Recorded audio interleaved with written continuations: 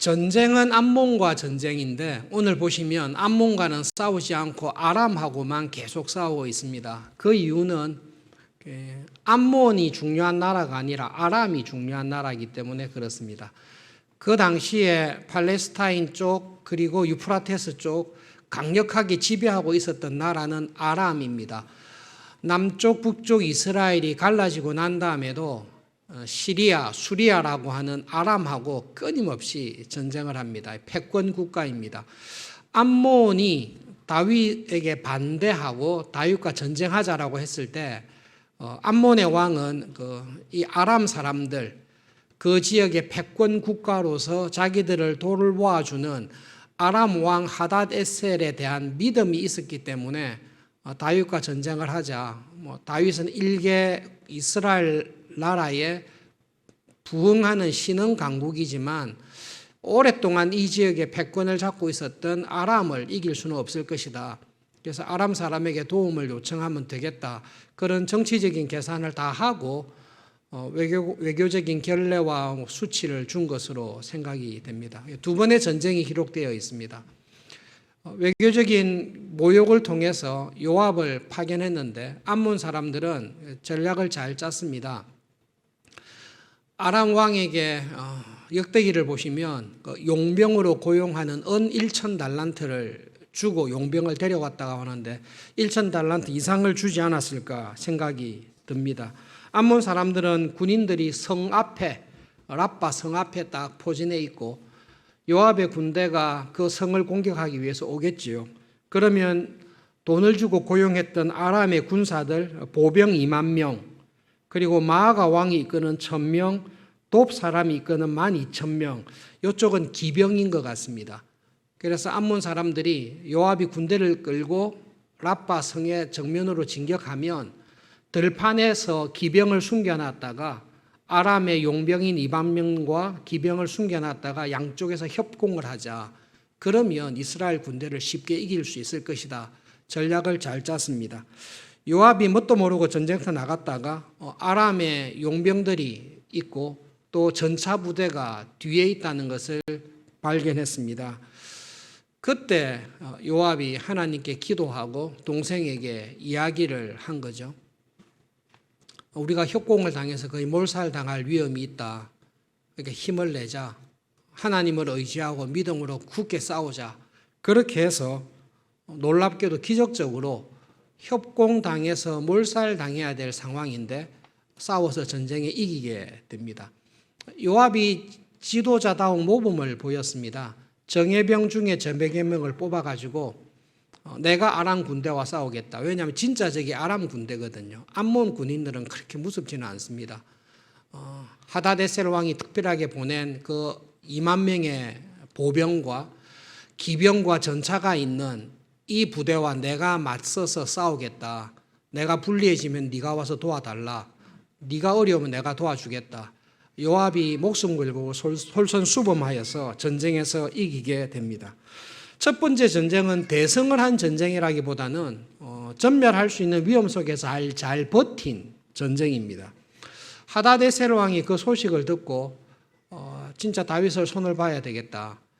요즘 안 그래도 강력해지면서 주변의 나라들을 공격하고 정복하고 있는데 다윗을 그대로 두면 안 되겠다 싶어서 아람 왕 하다데셀이 온 군대를 다 동원해서 전면전을 치르게 됩니다. 어떻게 보면 진검승부를 하게 된 것이죠. 강 건너편 아람인들을 모았다는 것은 유프라테스 강 유역에 있는 아람 사람들을 다 모았습니다. 그리고 주변에 있는 자기의 분봉왕들이라고 할 수 있겠죠. 자기의 봉신들인 나라의 군대들도 동원하지 않았을까 생각이 됩니다. 그 다음에 하다데셀이 신경을 쓴 것은 이길 수 있는 전쟁에게 진 것은 좋은 유능한 장군이 없었기 때문이다. 그래서 소박이라는 유명한 군인을 사령관으로 뽑아서 전쟁을 하도록 보내게 되는 것이 2차 전쟁입니다.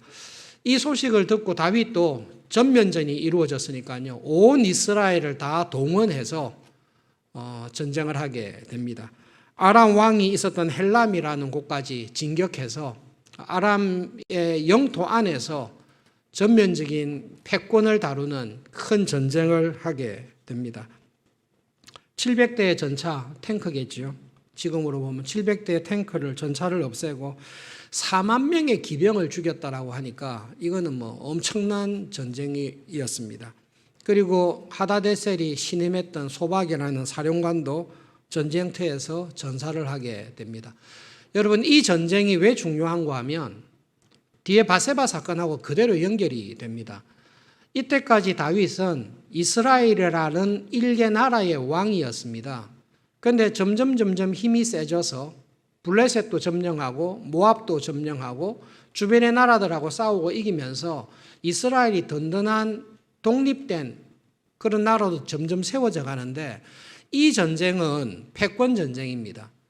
이 전쟁에서 다윗이 이김으로 말미암아 다윗은 어떤 왕이 되는가 하면 이스라엘의 왕을 넘어서서 주변에 하닷에셀이 다스렸던 모든 나라의 왕들이 다윗을 섬기게 되는 것으로 바뀌게 되는 전쟁입니다. 그리고 이 결정적인 전쟁에서 다윗이 이겼기 때문에 이제 다윗은 한 나라의 왕이 아니라 아람 왕 하닷에셀이 통치합니다라고 하듯이 이제는 그 모든 지역을 이스라엘 왕 다윗께서 통치하십니다. 절대적인 권력을 가진 패권 국가의 군주로 다윗이 딱 등장하게 됩니다. 그 다음에 암몬과의 전쟁에 다윗이 전쟁터에 나가지 않습니다. 왜냐하면 이미 전쟁이 끝나버렸기 때문에 그렇습니다. 이미 아람과의 전쟁에서 완전히 성기를 잡아서 끝냈고 겨울이 지나고 봄에 전쟁을 해야 되는데 그때는 암몬 정도는 요압만 보내도 충분히 이길 수 있는 전쟁입니다. 암몬 사람들은 들판에 나와서 싸울 마음이 전혀 없습니다.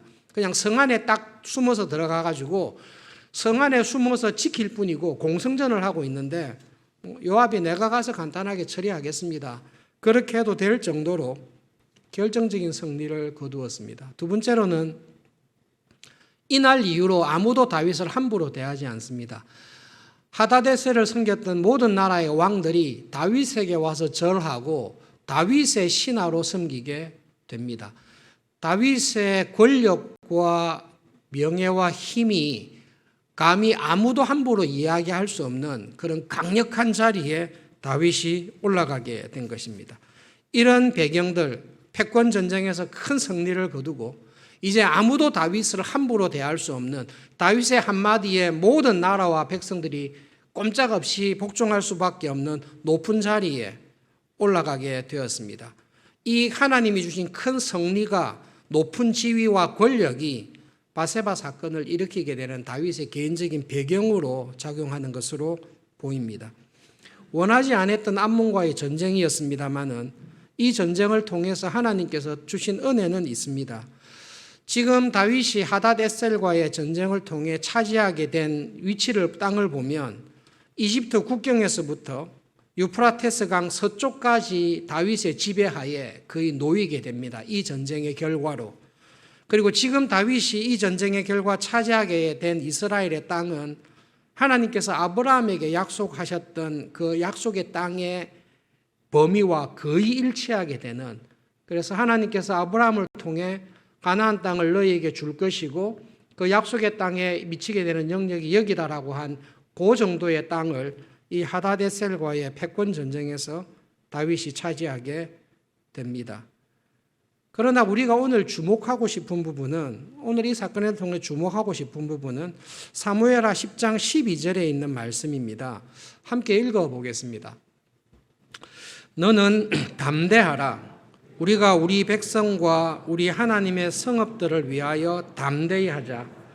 여호와께서 선히 여기시는 대로 행하시기를 원하노라. 요압의 믿음이 딱 드러나 있습니다. 하나님께서 이 요압의 믿음을 보시고 요압의 기도에 응답을 해주셨습니다. 여러분, 요압은 착한 사람입니까? 나쁜 사람입니까? 요압은 의인입니까? 죄인입니까? 우리 눈으로 보면 요압은 그렇게 믿음이 좋거나 착한 사람이 아니다라는 선입견이 있습니다. 사실은 아브넬을 죽였을 때에 요압이 한 행동을 보면 의롭지 않습니다. 개인적인 복수를 대낮에 하면서 암살을 한 사람입니다. 그리고 도피성이 있는 그 헤브론에서 하나님을 무시하고 죄를 범하는 것을 볼 때에 참 나쁜 사람인 것처럼 보입니다. 그래서 우리 마음에는 성경을 읽을 때 이런 생각이 있습니다. 다윗이 기도하면 하나님께서 들어주시지만 요압과 같은 나쁜 사람, 죄인이 기도하면 하나님은 안 들어주실 것 같다라는 생각이 있습니다. 그런데 오늘 본문을 보시면 요압이 이 절체절명의 협공을 당하는 순간에 하나님께 기도하면서 힘을 내자, 우리 백성과 하나님의 성읍들을 위해서 힘을 내자, 그리고 하나님께서 우리를 도와주시도록, 하나님 보시기에 선히 행하시도록 하나님 도와주십시오라고 기도했을 때에 뜻밖에도 하나님께서는 요압의 기도를 들으시고 은혜를 베풀어 주십니다. 그러면서 성경을 다시 봤습니다. 다윗이 기도하면 하나님 들어주셨고 들어주실 것 같은데 요압은 나쁜 사람이고 불의한 사람인데 왜 들어주셨을까? 그것을 보고 성경을 딱 읽다 보니까 이게 사람의 편견이구나라는 것을 깨닫게 되었습니다. 그리고 성경을 다시 생각해 봤습니다. 요압이 나쁜 사람인가? 다윗이 나쁜 사람인가? 요압이 지은 죄가 큰가? 다윗이 지은 죄가 큰가? 요압이 지은 죄는 아브넬을 암살해서 죽인 것입니다. 다윗이 범한 죄는 충성된 믿음의 부하인 30인 대장 중에 하나였던 우리아를 죽여버린 것입니다. 그리고 우리아의 아내인 밧세바와 간음을 한 것입니다. 누구 죄가 더 악질입니까? 섰듯 말하기 어려운데요. 편견 없이 딱 보면 다윗이 지은 죄가 더 악하고 악질입니다. 그런데 하나님께서는 회개하는 다윗이 하나님의 은혜를 구했을 때에 회개하며 은혜를 구하는 죄인의 기도를 하나님은 들으시고 응답해 주십니다. 요압이 죄를 지었지만 절체절명의 상황 속에 환난 가운데 하나님 앞에 나와 하나님의 은혜와 도우심을 구하고 있습니다. 하나님의 백성들을 생각해 주십시오. 하나님의 성읍들을 생각해 주십시오. 하나님께서 선히 여기시는 대로 행하실 하나님이신 것을 믿습니다라고 딱 기도하면서 나갔을 때에 하나님께서는 요압의 기도를 들어주십니다. 여러분, 우리가 다윗 왕국이나 사울 이스라엘의 역사를 볼 때에 하나님의 나라가 구약 시대에 구약이라는 상황 속에서 어떻게 나타나는지를 우리는 다윗 왕국을 통해서 보고 있습니다. 그래서 여러분, 다윗 왕국을 볼 때에 우리는 하나님의 나라가 어떤 모습이어야 될지, 그리고 그 모습이 어떻게 세상과 구별돼야 되는지를 우리는 보고 있습니다. 여러분, 하나님께서는 사람을 쓰실 때에 의롭고 착한 사람을 골라서 쓰시지는 않습니다. 그게 우리와 하나님의 차이인데요. 여러분, 하나님의 눈에 의롭고 착하고 죄 없는 사람을 쓰신다고 하면 구약시대에 하나님이 쓸만한 사람이 한 사람이라도 혹시 있습니까? 다윗을 포함해서 사울을 포함해서 아브라함까지 모세까지 모든 하나님께서 쓰신 사람들을 딱 봤을 때에 하나님께서 보시기에 죄가 하나도 없는 사람, 하나님께서 보시기에 의롭게 산 사람, 하나님 마음에 항상 들었던 사람이 한 사람이라도 있습니까? 한 사람도 없습니다. 하나님께서 쓰신 사람은 모두 다 하나님 앞에서 죄인이고 부족한 사람들인데 회개하는 죄인, 하나님 앞에서 자기의 죄를 알고 그러나 하나님 내가 죄인이지만 하나님은 하나님 보시기에 선을 행하시는 은혜를 베푸시는 하나님이신 줄을 믿습니다. 하나님 보시기에 선하게 하나님답게 행하실 줄을 믿습니다라고 기도하는 사람을 하나님께서는 쓰셨습니다. 신약에서도 똑같습니다. 신약의 유명한 사람, 하나님이 쓴 사람, 베드로나 사도 바울을 생각할 텐데요. 베드로나 사도 바울이 죄가 없습니까? 죄를 지어도 대표적으로 악랄하게 지었죠. 사도 바울이 이야기했습니다. 하나님께서 죄인을 찾으려고 뒤지시면 죄인들 중에 괴수, 죄인들 중에 진짜 죄인이 나였다. 그런데 하나님이 어떤 분이신가를 보이시기 위해서 나 같은 사람을 사도로 부르셨다. 그것이 하나님께서 우리를 쓰시는 방식입니다. 여러분, 교회를 생각하실 때에 하나님의 나라 교회는 하나님이 어떤 분이신지를 우리가 보이면서 살아가는 것입니다. 다윗 왕국과 사울 왕국의 차이가 무엇이 있습니까? 그 눈으로 볼 때 사울 왕은 자기 마음에 맞는 사람들을 챙기는 사람입니다. 베냐민 지파의 사람들을 잘 챙깁니다. 그리고 자기의 뜻에 따르고 충성되는 사람들을 이너서클로 모으는 사람입니다. 자기 마음에 안 맞는 사람, 자기 뜻을 안 따르는 사람, 내보다 더 뛰어난 사람이 있을 때는 사울은 배척하고 미워하고 배제하고 죽입니다. 하나님께서 기부한 사람들은 평생 하나님의 백성 가운데 한 사람으로 살아가도록 허락해 주면 사울 왕은 기부한 사람들을 가난한 사람이라고 해서 이유 없이 그냥 다 죽이고 진멸하려고 애를 썼습니다. 사울 왕은 자기 마음과 다른 자기보다 뛰어난 다윗을 볼 때에 감사 안고 기뻐하는 것이 아니라 배제하고 미워하고 죽이려고 하는 사람입니다. 여러분 집에 가셔서 오늘 시간 되시면 사무엘하 23장을 한번 읽어보십시오. 거기 보면 다윗과 함께 했었던 신실한 군인들에 관한 기록들이 있습니다. 3인의 대장, 3인의 유명한 대장이 있습니다. 그리고 30명의 훌륭한 군인들이 기록되어 있습니다. 그 30명의 훌륭한 믿음이 좋고 신실했던 군인 가운데 한 사람이 우리아가 기록되어 있습니다. 그 사람들이 행했던 것들을 사무엘하하고 역대기에서 한번 쭉 읽어보시면 저는 다윗이 주일학교 교육에서 머물고 있을 때에 저와 같은 문제가 생기는데 주일학교 때 교육을 어떻게 받았는가 하면 인상이 익은 거죠. 다윗이 이스라엘의 모든 용사 중에서 가장 용감했다. 골리앗과 싸워서 이겼던 훌륭한 인물이고 다윗보다 더 훌륭한 군인은 없었을 것이다.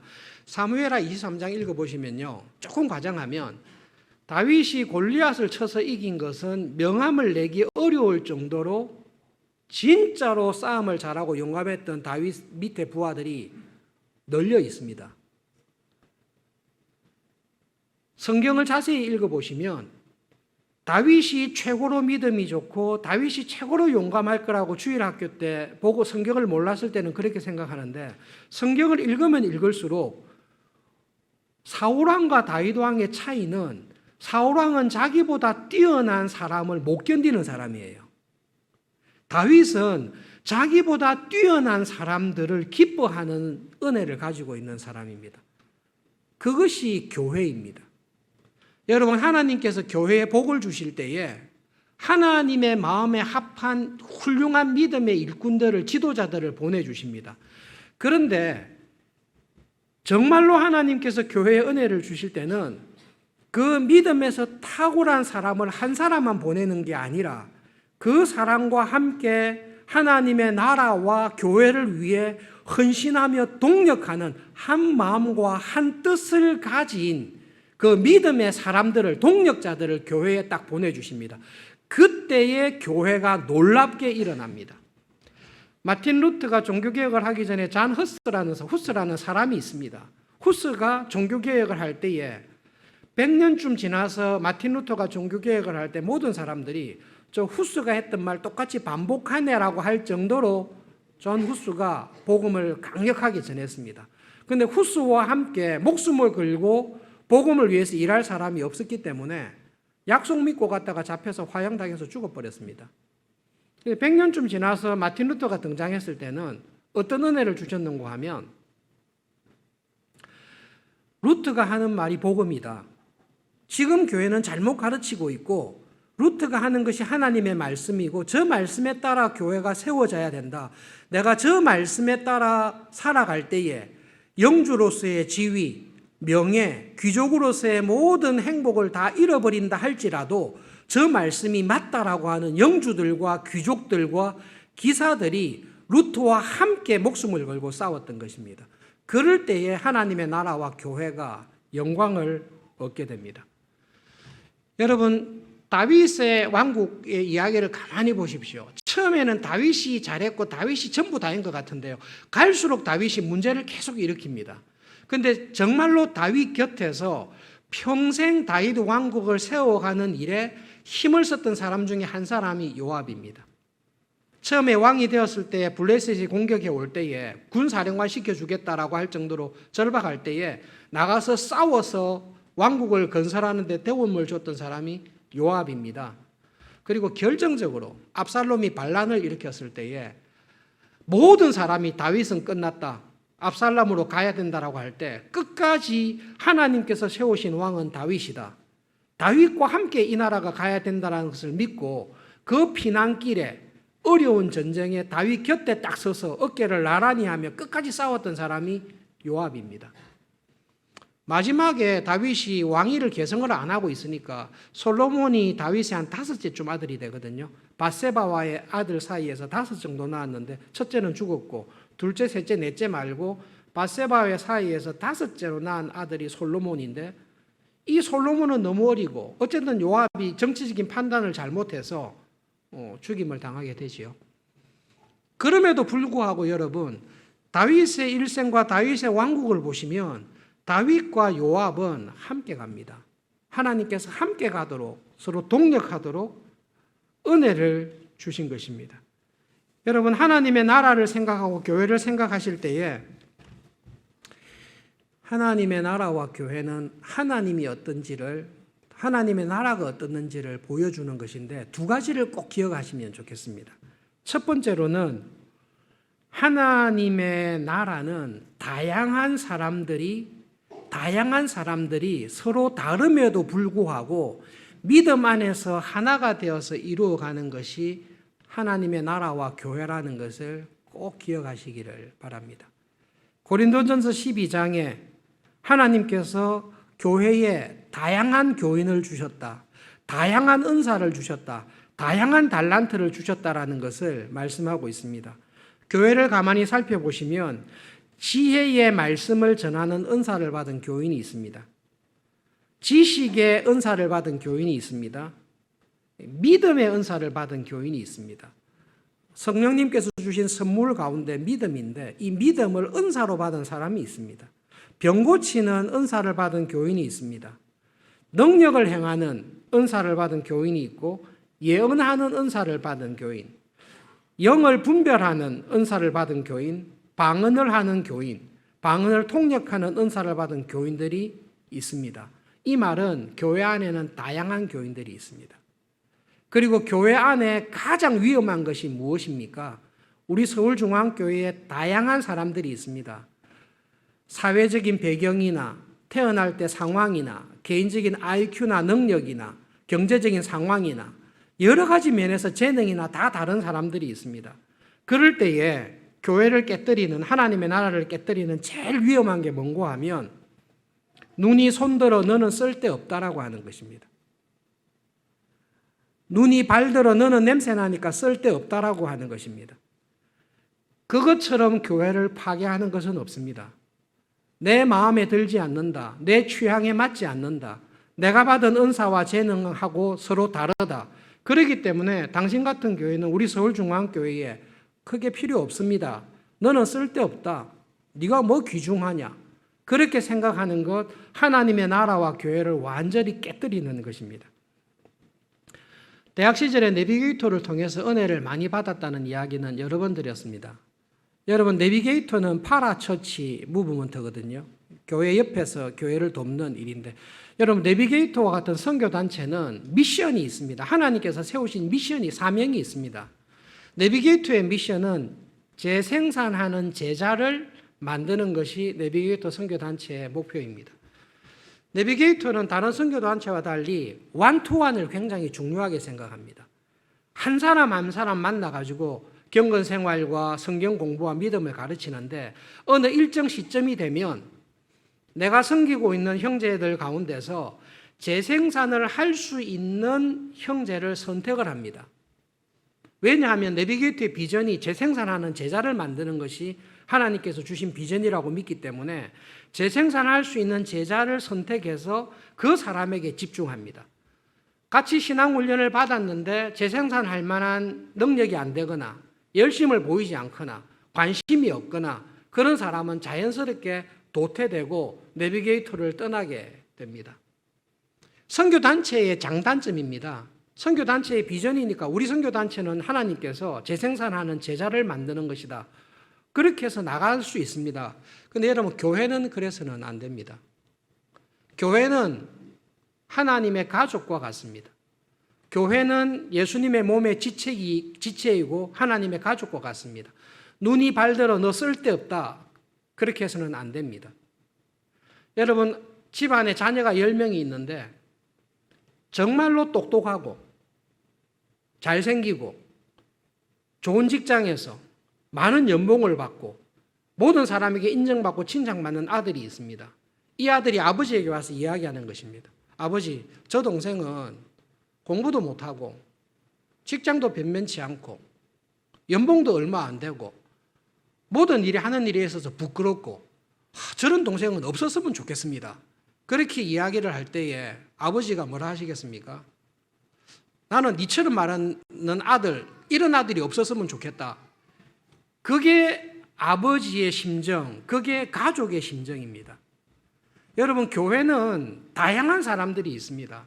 그리고 하나님께서 우리를 교회로 부르셔서 하신 말씀은 다르고 다양하고 부족한 사람들을 사랑하고 용납하고 섬기면서 함께 지어져가는 교회가 되어라. 그것이 교회에 주신 사명입니다. 에베소서에 있는 말씀대로 우리는 예수 그리스도라는 이 은혜의 터 위에서 서로 연결해서 함께 지어져가는 교회가 되는 것입니다.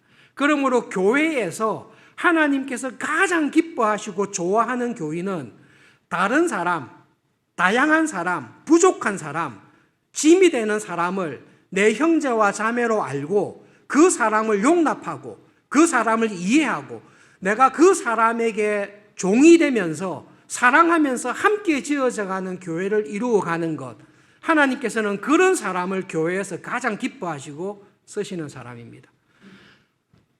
성경을 그냥 읽으시면, 오늘 그냥 읽으시면 요압이 그냥 스쳐 지나갈 수 있습니다. 잠깐 기도 아닌 기도도 했는데 이겼네.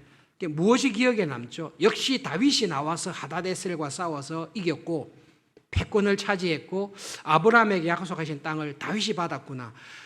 우리는 쉽게 그렇게 읽을 수 있습니다. 그러나 여러분, 오늘 본문에서 하나님께서 쓰신 사람은 요압입니다.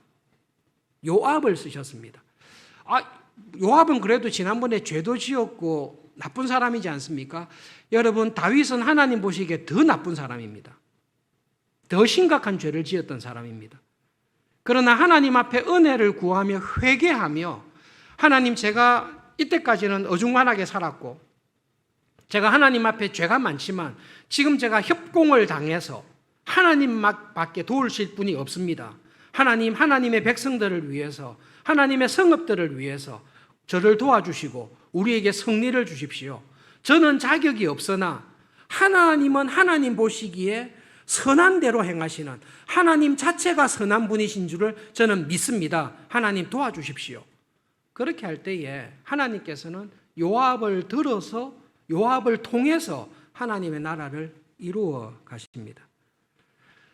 교회에서 신앙생활 하실 때에 믿음이 자라고 성숙하는 것은 하나님의 마음을 가지는 사람입니다. 예수님의 마음을 가지는 사람입니다. 예수님께서는 죄인을 사랑하십니다. 회개하는 죄인을 언제나 받아들이십니다. 신앙이 좋은 사람은 탕자의 형과 같은 영적인 교만한 자리에 절대 가지 않습니다. 탕자의 형과 같은 교인은 너무 경건합니다. 그래서 하나님 앞에 소리를 지르는 것입니다.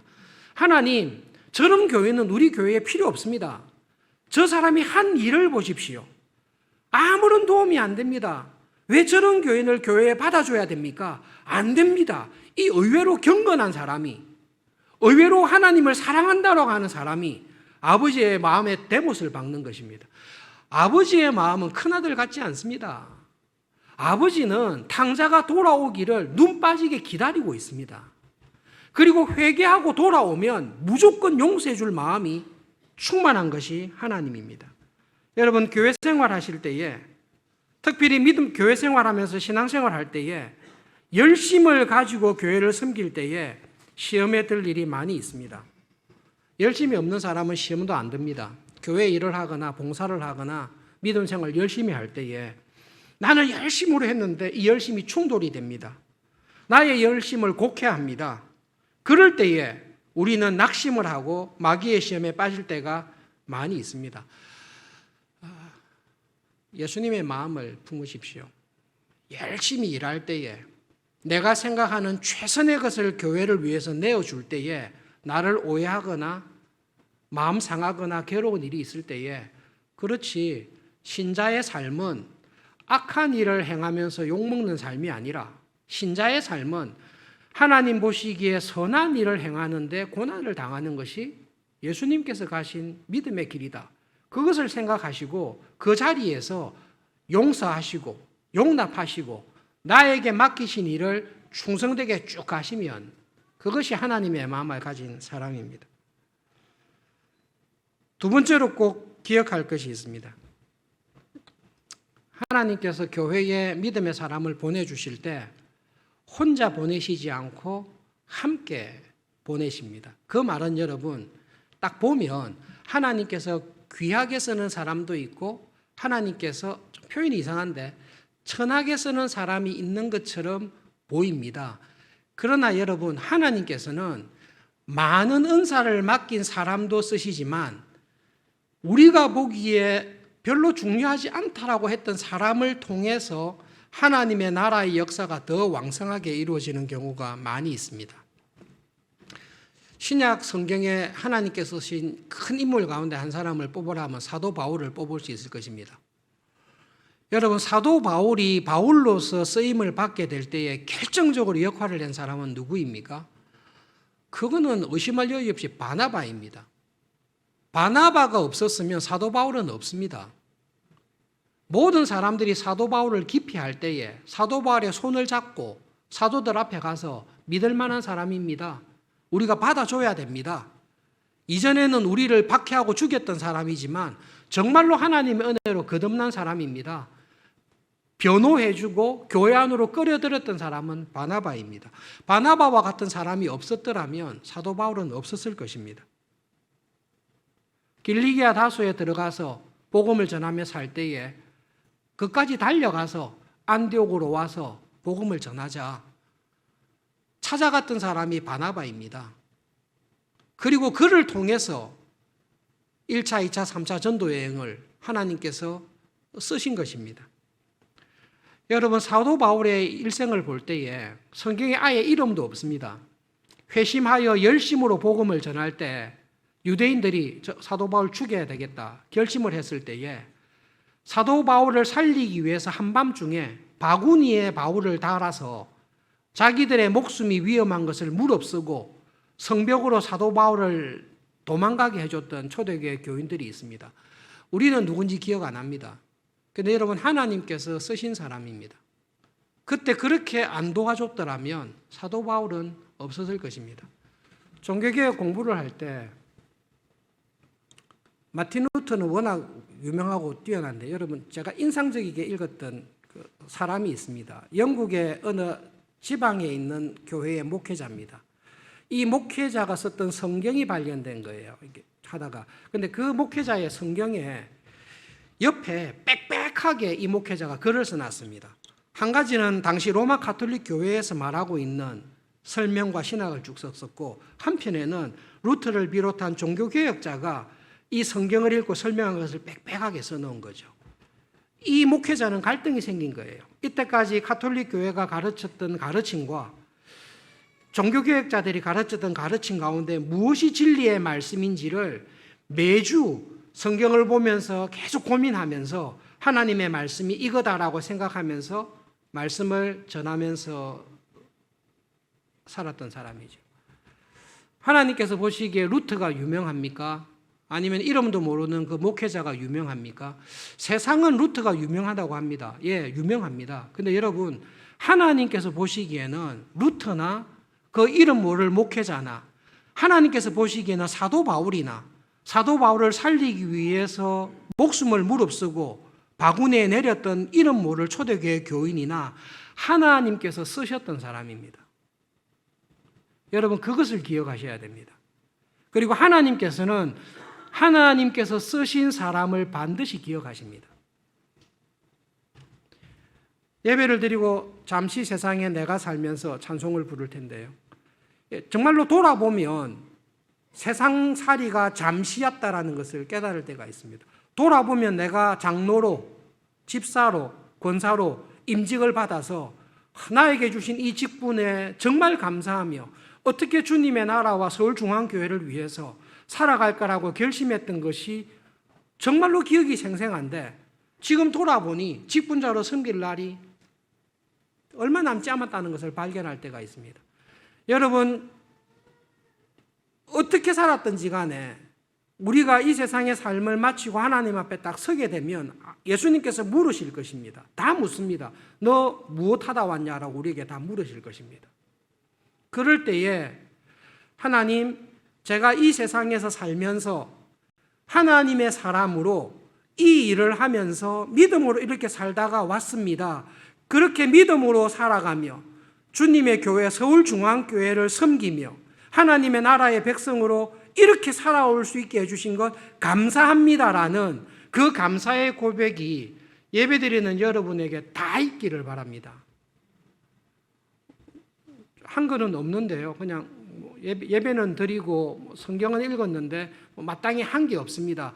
그래가지고는 하나님의 안식에, 하나님의 은혜의 나라에 우리가 감히 들어갈 수 있겠습니까? 하나님께서는 은혜로 우리를 인도하십니다. 예, 맞습니다. 하나님의 은혜는 게으르지 않습니다. 그러므로 여러분, 하나님 앞에 요압처럼 기도하십시오. 하나님, 제가 지금 공고한 자리에 있습니다. 이 자리에서 하나님의 도우심이 필요합니다. 그리고 하나님, 저를 두신 자리가 있습니다. 여러분, 일주일 동안 여러분 하나님이 두신 자리가 있을 것입니다. 직장과 일터와 사업처와 가정이든 있을 것입니다.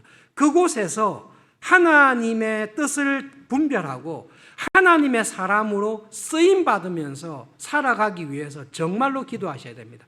그게 기도의 제목입니다. 말씀에 귀를 기울이십시오. 하나님, 저를 향하신 하나님의 뜻이 무엇입니까? 그리고 여러분, 기도하십시오. 주기도문을 진짜 습관적으로 하십시오. 하나님, 저의 삶을 통해 하나님의 이름이 거룩히 여김을 받는 하루가 되기를 원합니다. 하나님의 뜻이 이루어지는 사람으로 살아가는 한 주간이 되기를 원합니다. 그러기 위해서 하나님, 저에게 일용할 양식을, 필요한 것들을 하나님 주십시오. 여러분, 그렇게 하루하루 한 주 한 주 하나님이 쓰시는 사람으로 믿음의 선한 싸움을 잘 싸우시기를 바랍니다. 그렇게 살다 보면 감사가 있습니다. 하나님, 저 같은 사람을 써주셔서 감사합니다. 저에게 이런 도움을 주셔서 감사합니다. 그래서 여러분, 믿음으로 산 사람은 하나님 앞에 딱 섰을 때에 자랑하지 않습니다. 감사하는 사람입니다. 하나님, 제가 주의 이름으로 제사장 노릇하며 주의 이름으로 선지자 노릇하며 주의 이름으로 능력 행하며, 그 사람은 전부 다 거짓말쟁입니다. 하나님 앞에 딱 섰을 때에 정말로 믿음으로 산 사람은 감사가 있습니다. 하나님, 저 같은 사람을 구원해 주셔서 감사합니다. 저 같은 사람을 하나님의 사람으로 써주셔서 감사합니다. 서울중앙교회라는 주님의 교회의 역사에 제가 한 부분을 감당하면서 봉사할 수 있도록 저를 써주셔서 정말로 감사합니다. 이것이 남아있는 사람이 진짜 신자입니다. 저는 그런 것도 없고 아무것도 없습니다. 자신을 돌아보셔야 됩니다.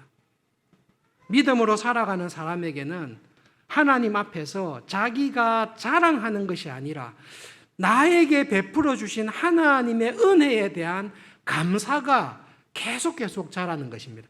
내 안에 무엇이 자랍니까? 내 안에 하나님을 향한 감사가, 내 안에 하나님께서 내 삶에 자꾸 차고 들어오는 것입니다. 그것이 성령님께서 충만한 우리에게 주신 구원의 은혜입니다. 서울중앙교회에서 예배드리시는 여러분, 한 분도 빠짐없이 하나님께서 쓰시는 사람으로 살아갈 수 있기를 기도하시고, 여러분을 두신 자리에서 요압처럼, 다윗처럼, 무명의 그리스도인들처럼 하나님의 사람으로 살아가시는 은혜가 있기를 진심으로 바랍니다. 말씀을 기억하면서 기도하겠습니다. 하나님, 얼마 남지 않은 남은 세상을 살아갈 때에 하나님께서 쓰시는 사람으로 살아가는 은혜와 복을 주십시오. 하나님, 리모델링과 건축이 계속되고 있습니다. 우리 예배당이 새롭게 될 뿐만 아니라 우리 교인들이 새롭게 되는 은혜를 주십시오. 한 마음과 한 믿음 안에서 하나가 되는 우리 교회가 되도록 은혜 주십시오. 기도하겠습니다.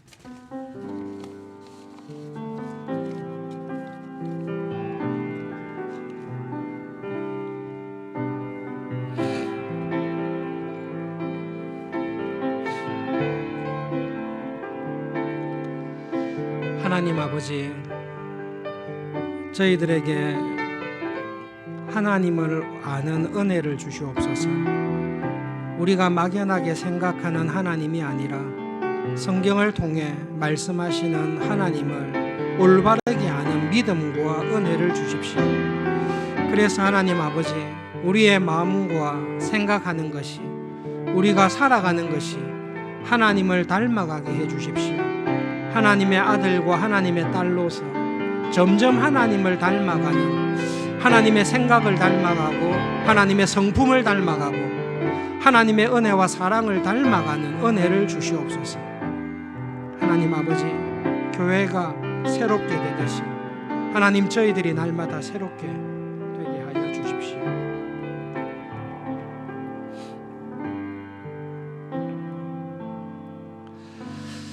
하나님, 뜻밖에도 하나님에 대해서 오해하는 메시지들을 많이 듣습니다. 성령 하나님, 저희들의 귀를 열어주셔서 하나님의 말씀을 듣게 해주시고 하나님을 알게 해주십시오. 믿음 생활할수록, 하나님을 사랑할수록, 경건 생활에 힘을 낼수록 우리가 점점 하나님을 닮아가는 사람들이 되게 해주십시오. 하나님 아버지, 하나님께서 우리에게 보여주신 대로 회개하는 은혜를 주시고 서로 용납하며 서로 사랑하며 먼저 서로 종되며 함께 지어져가는 그런 교회가 되도록 하나님, 우리 교회에 은혜를 주십시오. 하나님, 오늘 함께 예배드리는 우리 모든 교인들을 붙잡아 주셔서 하나님 앞에 서게 되었을 때에 하나님의 사람으로, 하나님께서 맡기신 일에 충성된 사람으로 하나님 앞에 감사하며 서도록 하나님, 그 은혜를 주시옵소서. 예수님의 이름으로 기도합니다. 아멘.